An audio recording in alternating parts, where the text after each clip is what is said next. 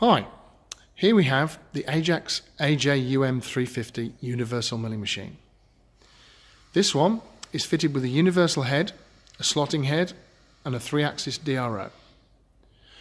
It also has a full table guard to keep you safe from all the chips and dangerous things going on. Now we'll demonstrate the machine's function. First of all, we'll start the spindle. Now we'll start the axes. First, we'll move the vertical axis.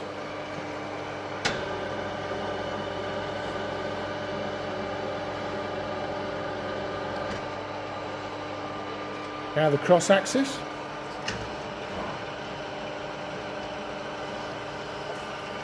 And now the table axis. And rapid. And as you can see from the image below, a wide selection of feeds. This machine also has a slotting head which can be switched on so.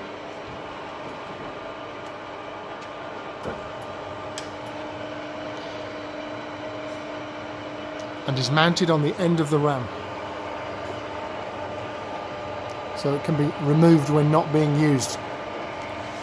The universal head on the side, which is mounted on a bit of a crane so it can swing round, goes onto the front of the machine to make it a true universal, with a universal head fitted for side applications and other applications. The table also swivels and can be locked in any position .